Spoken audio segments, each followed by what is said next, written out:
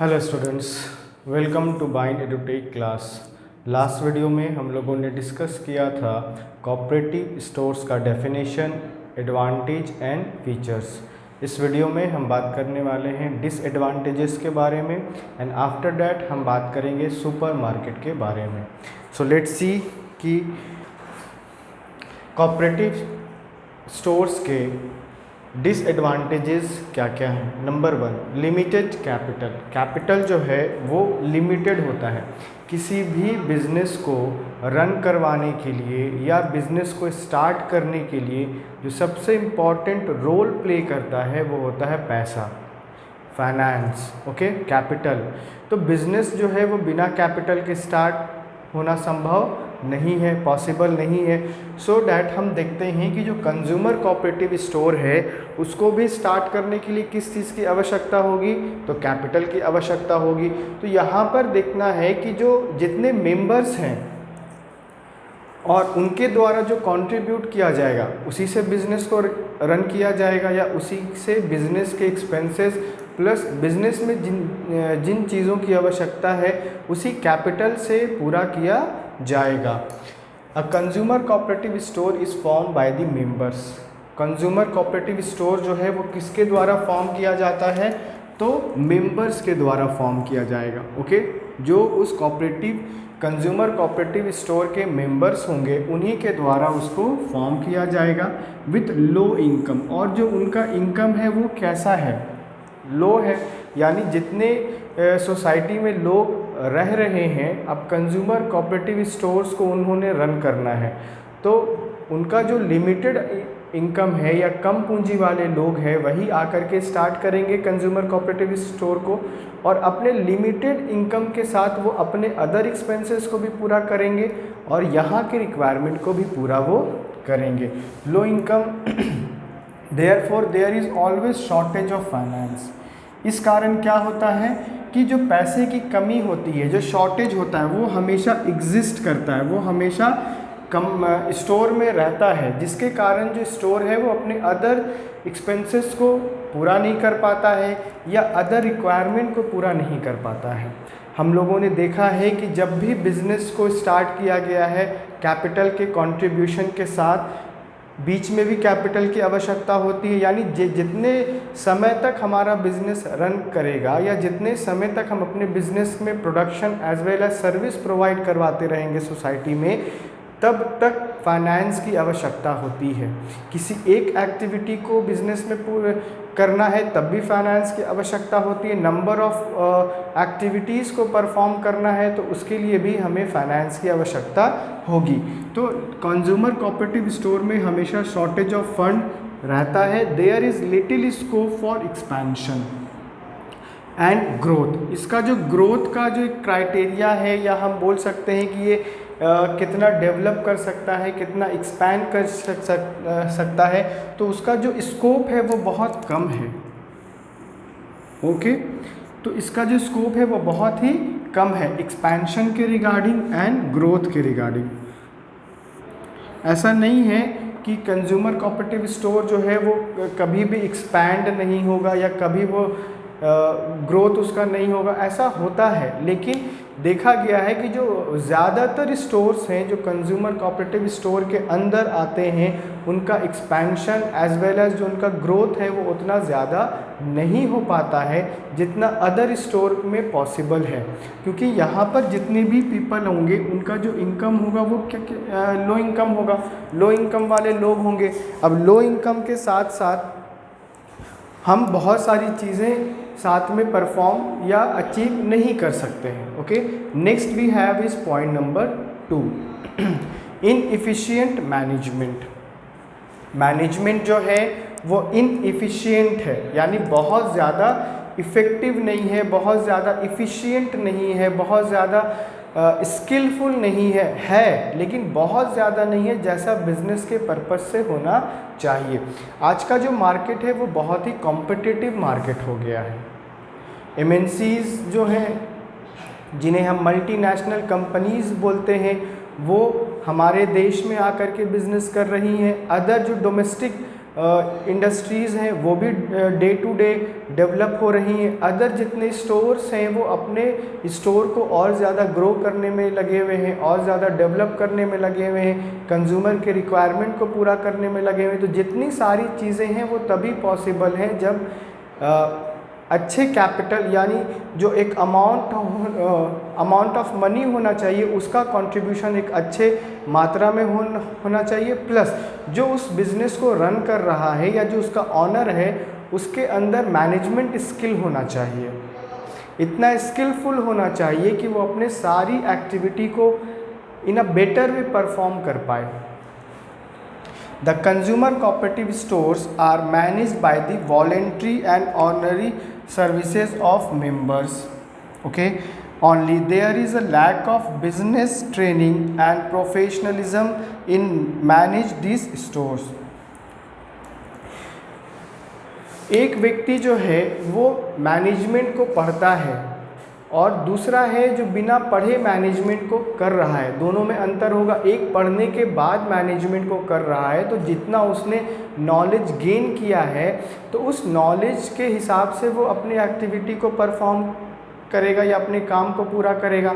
तो उसके अंदर हम बोल सकते हैं कि एक सिस्टमैटिक वे से वो अपने काम को पूरा करेगा। ऑन द अदर हैंड जो दूसरा व्यक्ति है उसने केवल एक अपनी सर्विस को पूरा करना, एक ड्यूटी को पूरा करना है और आई कैन से कि एक रिस्पॉन्सिबिलिटी को पूरा करना है, तो वो इतना ज़्यादा कैपेबल नहीं है। तो कंज्यूमर कोऑपरेटिव स्टोर जो है वो लो इनकम वाले लोगों के मेंबर्स के साथ स्टार्ट किया जाता है। जितने लोग हैं उनके रिक्वायरमेंट्स को पूरा करने के लिए कोऑपरेटिव स्टोर को बनाया गया है, फॉर्म किया गया है। अब जो भी हेड होगा या जो भी उस स्टोर को रन करेगा वो उन्हीं मेंबर्स में से कोई एक होगा, वही मेंबर्स ही होंगे जो उसके मैनेजमेंट में पार्टिसिपेट करेंगे। अब क्या गारंटी है कि जितने मेंबर्स हैं वो बहुत ज़्यादा स्किलफुल हैं, नॉलेजेबल हैं, चीज़ों को सिस्टमैटिक वे में करने के लिए कैपेबल है? ऐसा तो नहीं है कि जो भी बिज़नेस कर रहा है वो सक्सेसफुल होगा, वो कभी लॉस नहीं कमाएगा या कभी उसको प्रॉब्लम्स को फेस नहीं करना पड़ेगा, ऐसा तो नहीं होता है। लेकिन ये देखा गया है कि कंज्यूमर कोऑपरेटिव स्टोर्स में जितने भी मैनेजमेंट में पार्टिसिपेट करने वाले लोग होते हैं वो बहुत ज़्यादा कैपेबल या इफ़िशिएंट नहीं होते हैं।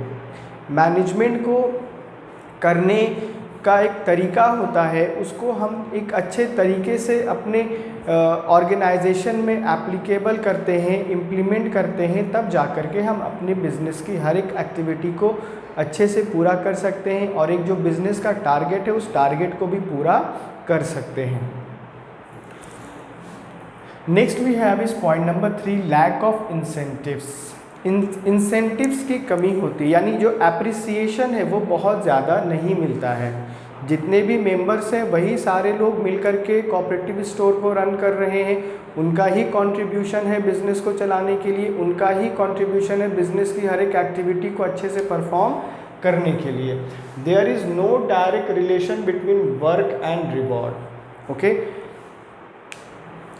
जब कोई व्यक्ति काम करता है तो ये ज़रूर वो एक्सपेक्ट करता है कि हमें इस काम के बदले हमें कुछ ना कुछ रिवॉर्ड मिलेगा, हमें एप्रिसिएशन मिलेगा। अगर एक व्यक्ति कहीं जॉब कर रहा है और उसने अपना टारगेट टाइम के अंदर पूरा कर लिया है या जो गिवन पीरियड उसको दिया गया था, गिवन टाइम दिया गया था, उस टाइम के अंदर उसने अपने टारगेट को अचीव कर लिया है तो उसको एप्रिसिएशन मिलेगा ऑनर के द्वारा। अगर एक स्टूडेंट है, उसने एग्ज़ाम में एक अच्छा मार्क्स स्कोर किया है, एक अच्छा रैंक होल्ड किया है उसने, तो टीचर्स के द्वारा या पेरेंट्स के द्वारा उसको एप्रिसिएशन मिलेगा। तो जो काम उसने किया उस काम के बदले उसको क्या मिला? रिवॉर्ड मिला, एप्रिसिएशन मिला। तो एक एक्सपेक्टेशन था यहाँ पर कि हमें अगर कुछ अच्छा करना है तो हमें रिवॉर्ड भी मिलेगा। उसी प्रकार हम देखते हैं कि यहाँ पर जो कंज्यूमर कोऑपरेटिव स्टोर्स हैं वो मेंबर्स के द्वारा ही रन करवाया जाता है। जितने मेंबर्स हैं उनके कंट्रीब्यूशन के द्वारा या जो उनके द्वारा कैपिटल लाया गया, बस उसी के द्वारा चलाया जाता है।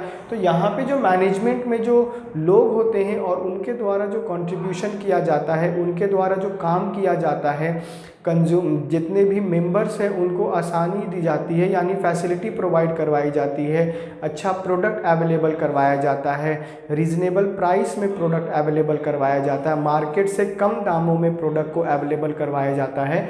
तो वो जो काम करते हैं उनके काम के बदले में उनको वैसा कोई रिवॉर्ड या अप्रिसिएशन नहीं मिलता है। अब किसी व्यक्ति को अप्रिसिएशन नहीं मिलेगा या रिवॉर्ड नहीं मिलेगा तो वो 1-2 बार अच्छा काम करेगा, 3 बार अच्छा काम करेगा, लेकिन जब वह फिर सोचेगा तो वो यही सोचेगा कि मैं तो इतना मेहनत कर रहा हूँ, मैंने इतनी एनर्जी के साथ इतना काम को परफॉर्म किया, इतनी अच्छे से एक्टिविटी को परफॉर्म किया है, लेकिन परफॉर्मेंस के बाद भी हमें रिवॉर्ड या अप्रिसिएशन नहीं मिल रहा है। Member participating in management get no extra income. अब जो मेंबर मैनेजमेंट में पार्टिसिपेट करते हैं, अब कुछ ही लोग होंगे जो मैनेजमेंट में पार्टिसिपेट करेंगे, कुछ ही लोगों के द्वारा ही कोऑपरेटिव स्टोर जो है वो रन करवाया जाएगा। अब सारे लोग मिल करके डिसीज़न लेने लगेंगे तो जो कोऑपरेटिव स्टोर है वो अच्छे से रन नहीं हो पाएगा। तो अच्छे से रन करवाने के लिए सभी मेंबर्स के द्वारा किन्हीं को चुना जाएगा जो उस कोऑपरेटिव स्टोर के रिगार्डिंग डिसीज़न लेगा। तो जो व्यक्ति डिसीज़न लेगा या जो व्यक्ति मैनेजमेंट में पार्टिसिपेट करेगा उसको एक्स्ट्रा काम के लिए एक्स्ट्रा इनकम नहीं मिलेगा। ये तो पहले ही क्लियर हो गया है कि ये वॉलेंट्री सर्विसेज है, यानी वॉलेंट्री काम है, इसको अपनी इच्छा से करना है, लोगों को फैसिलिटी प्रोवाइड करवानी है, लोगों को सर्विस प्रोवाइड करवानी है, ताकि जो जितने भी हमारे मेंबर्स हैं उन मेंबर्स को वो प्रोडक्ट रीज़नेबल रेट में उपलब्ध हो पाए। लेकिन मैनेजमेंट के द्वारा या मैनेजमेंट में जो पार्टिसिपेट करते हैं उनको कोई एक्स्ट्रा इनकम नहीं मिलता है। जितना वो एक्स्ट्रा एफर्ट लगाते हैं, जितना वो एक्स्ट्रा काम करते हैं, उस काम के बदले कोई अप्रिसिएशन या कोई इंसेंटिव इसके अंदर नहीं है। तो ये इसके डीमेरिट में आता है। हर व्यक्ति ये एक्सपेक्ट करता है कि हमें कुछ ना कुछ अप्रिसिएशन ज़रूर मिले, और यही कारण होता है कि जो कंज्यूमर कोऑपरेटिव स्टोर है वो बहुत ज़्यादा डेवलप नहीं कर पाता है। डेवलपमेंट के लिए ये आवश्यकता है कि हम सबके साथ मिलकर के काम करें, सबके बारे में सोचें, और जो जितना कंट्रीब्यूट कर रहा है या जो जितना मेहनत कर रहा है उस मेहनत के बदले में उसको अप्रिसिएशन या इंसेंटिव ज़रूर मिले। तभी तो वो और ज़्यादा मेहनत करेगा, या तभी तो वो बहुत ज़्यादा प्रयास करके अपने मेंबर्स के लिए अच्छा प्रोडक्ट अवेलेबल करवा पाएगा। अन्यथा क्या होगा कि वो बस अपनी ड्यूटी या रिस्पॉन्सिबिलिटी को पूरा करता चला जाएगा और वो ये नहीं सोचेगा कि अच्छा प्रोडक्ट है या ख़राब है, बस वो अपने काम को पूरा करता चला जाएगा।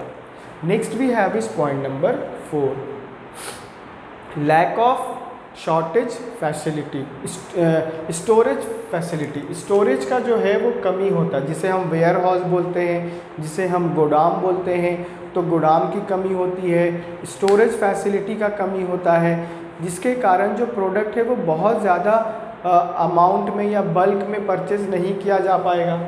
Store can not afford to construct a warehouse, they cannot afford to pay rent for public warehouse।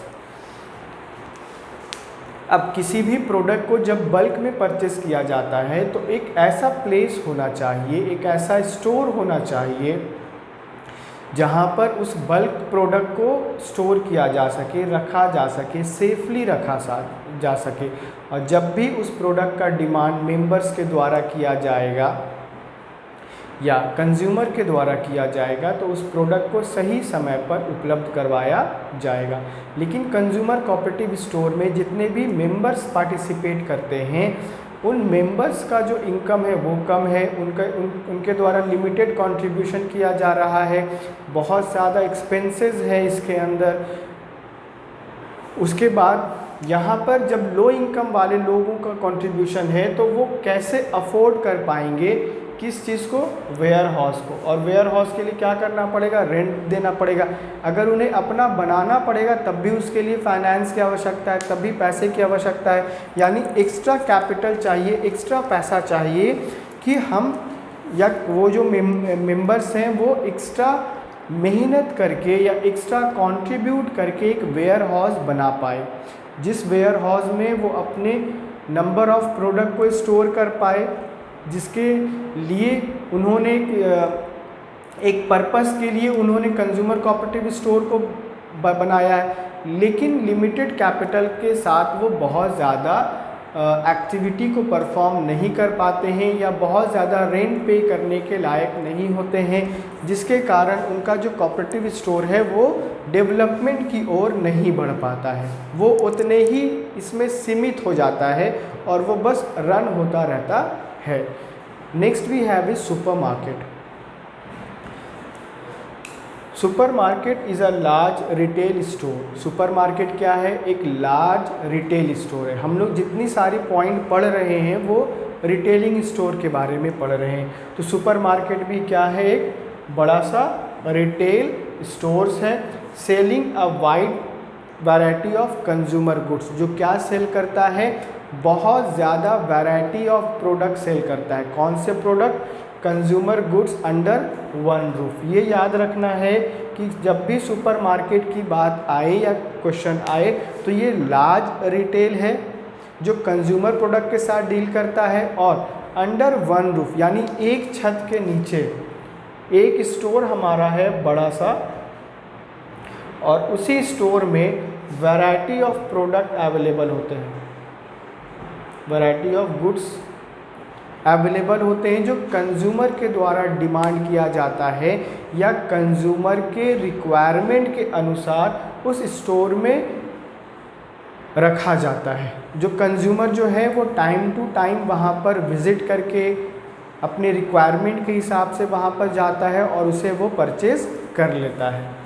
Supermarket are organised by cooperative store. Supermarket जो है वो किसके द्वारा ऑर्गेनाइज किया जाता है?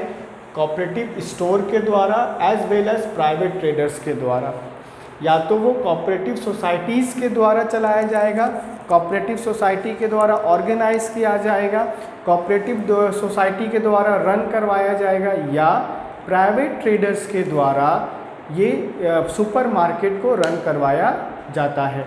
Supermarket generally operate on large scale work under private sector. Large scale पर काम करता है और ये कैसा होता है? प्राइवेट सेक्टर होता है। यानी वर्क करता है किसके अंडर? किस सेक्टर के अंदर हम बात कर सकते हैं? तो प्राइवेट सेक्टर के अंदर बात कर सकते हैं। Okay, next we have is features. Variety. Supermarket deal in wide variety of product. Supermarket जब भी डील करेगा, जब भी प्रोडक्ट को बनाएगा तो उसका जो प्रोडक्ट होगा वो वाइड वैरायटी का होगा, यानी बहुत ज़्यादा ऑप्शंस प्रोवाइड करवाया जाता है कंज्यूमर को, ताकि कंज्यूमर जो है उस स्टोर में विज़िट करे और अपने रिक्वायरमेंट के हिसाब से परचेस कर ले। अब हर कंज्यूमर का जो टेस्ट है या जो उसका प्रेफरेंस है वो सेम तो नहीं होता है।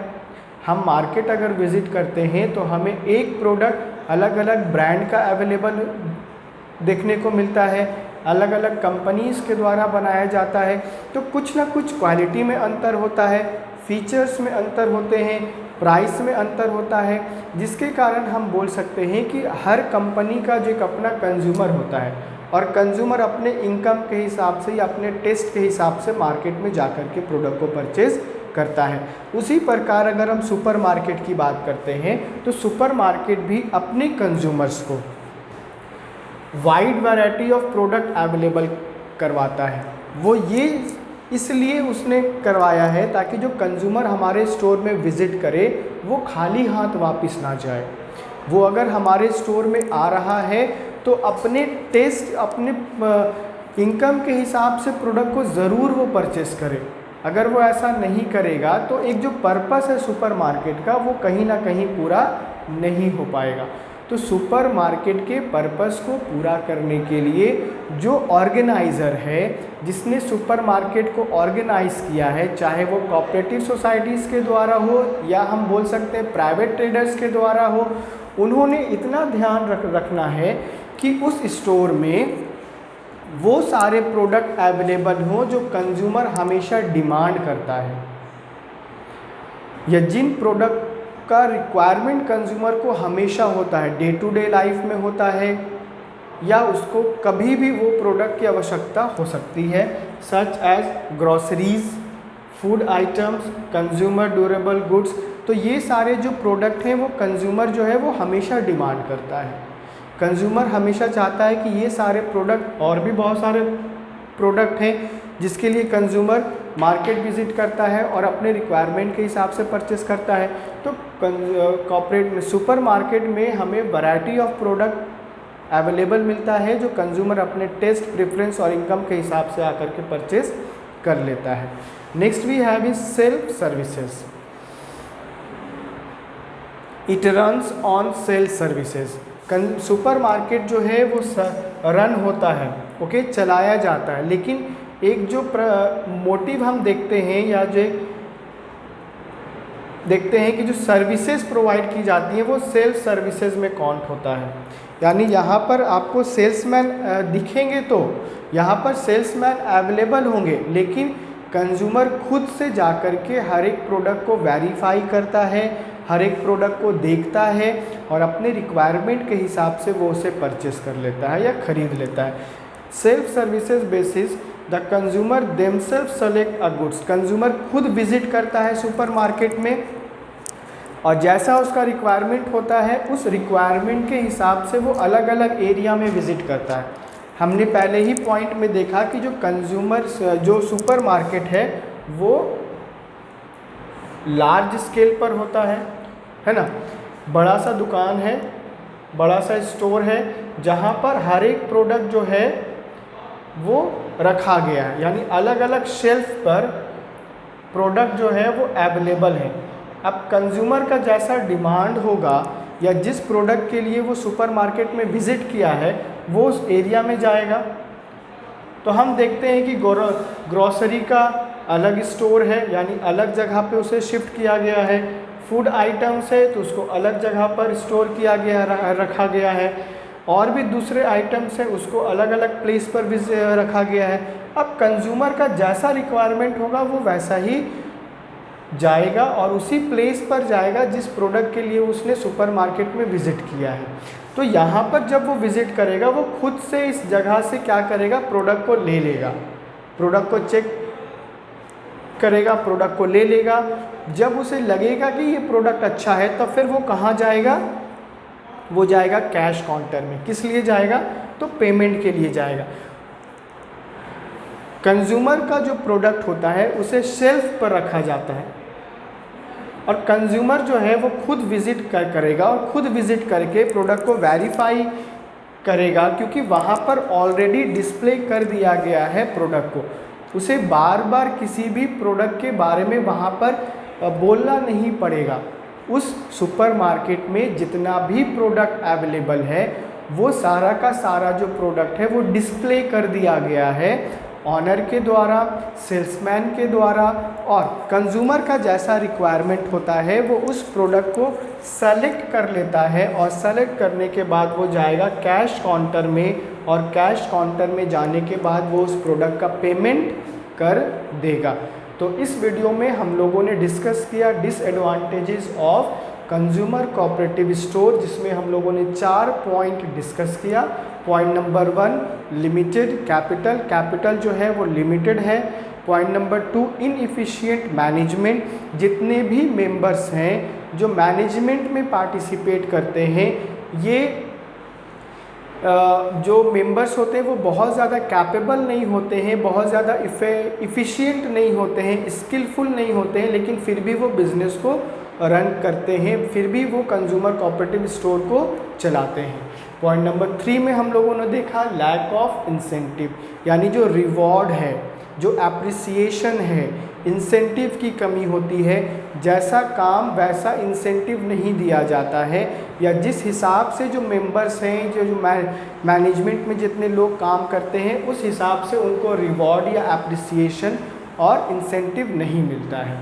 Point number 4, lack of storage facility, यानी जो वेयर हाउस है, गोदाम है, स्टोरेज है, उसकी कमी हमेशा रहती है कंज्यूमर कोऑपरेटिव स्टोर में, जिसके कारण ये बहुत बल्क में प्रोडक्ट को परचेज करके स्टोर नहीं कर पाता या कंज्यूमर के रिक्वायरमेंट को कभी कभी ये समय पे पूरा नहीं कर पाता है। नेक्स्ट हम लोगों ने टॉपिक स्टार्ट किया सुपरमार्केट। सुपरमार्केट का डेफिनेशन और उसमें फीचर्स हम लोगों ने 2 डिस्कस किए। नेक्स्ट वीडियो में हम लोग फीचर्स बात करेंगे, फीचर्स के बारे में। आफ्टर दैट हम लोग बात करेंगे advantage and disadvantages of supermarket. Okay.